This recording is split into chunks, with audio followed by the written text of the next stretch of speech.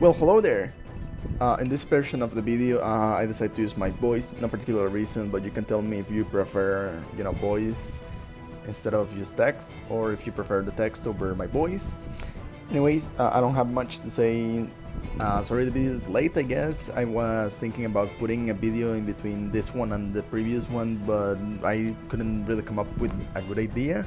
So in the end I ended up just not releasing a video in the middle and getting this one delayed, so whoops. Anyways, let's get into the balance changes. The first one for today is Triceratops. This card is here for a very specific reason, which is stop posting about Triceratops. I'm tired of seeing it! as many of you said in the Super Rares videos, this card is just very good compared to other 2-cost cards. Like, this card is basically auto-included every single Guardian deck.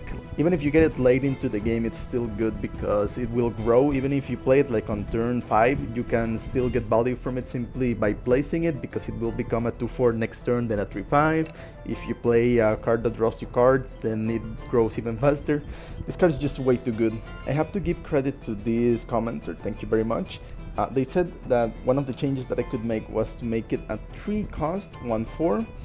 Personally, I agree, because I was thinking of other ideas for this card, and the only one that also made sense was simply to make it have only 2 HP, but I think it would become like not good because it would die to Plumber, and making it a 3-cost 1-4 would make it so, well, it survives a bit more since it has 1 more HP, but it takes longer to come out.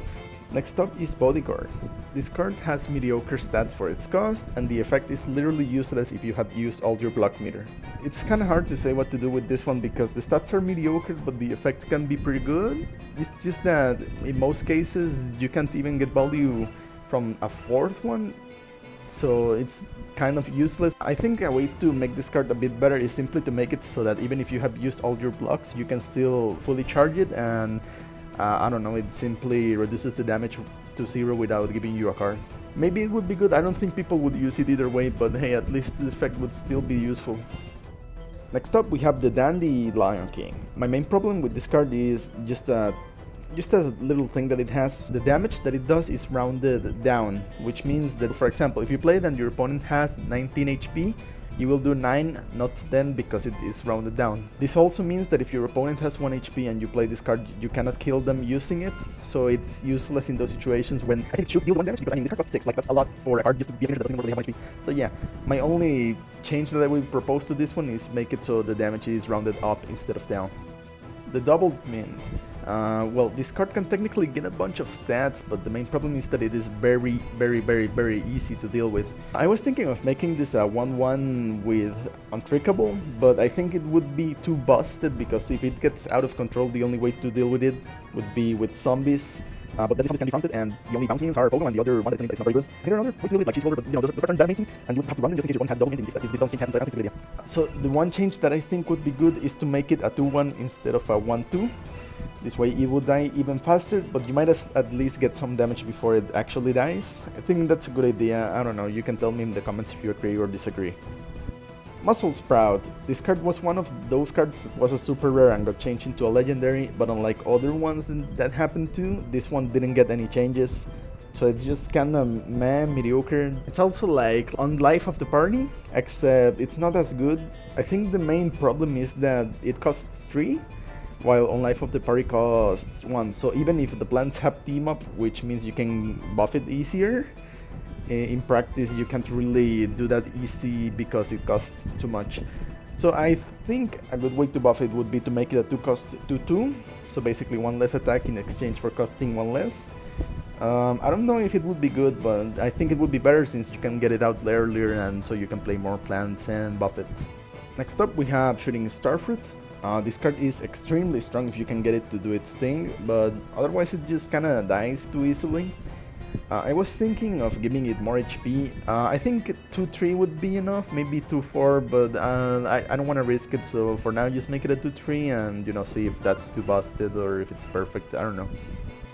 Next up is Cornucopia. This card is simply here because I hate it when I get plants that cost 1 or 2 or around that range when I play it. So I think they should just make it so the plants that it creates cost 3 or more. Zombot 1000. Of course this one is here. In the past, I have thought about just giving this one gravestone or reducing its cost and buffing its stats, but honestly, I think this should just simply have frenzy. Like this way, you can still play it dry, which is not a very good strategy currently since people can just chump block it.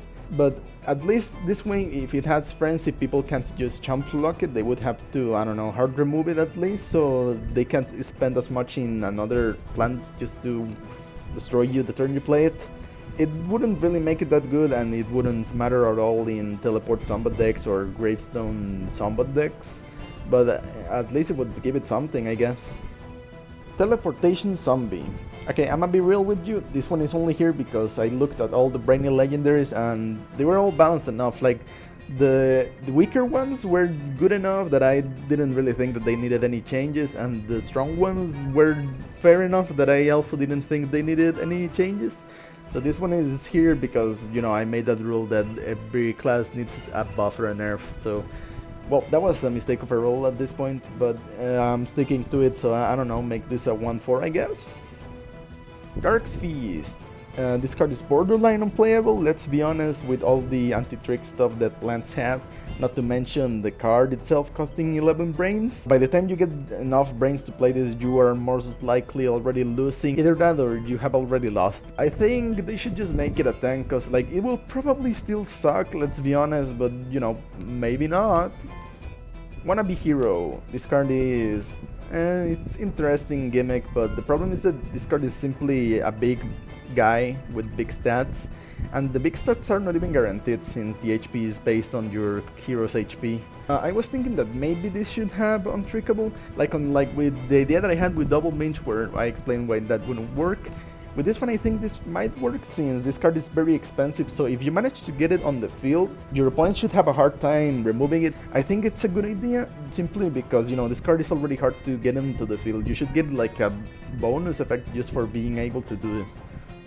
Next up, we have Chum Champion.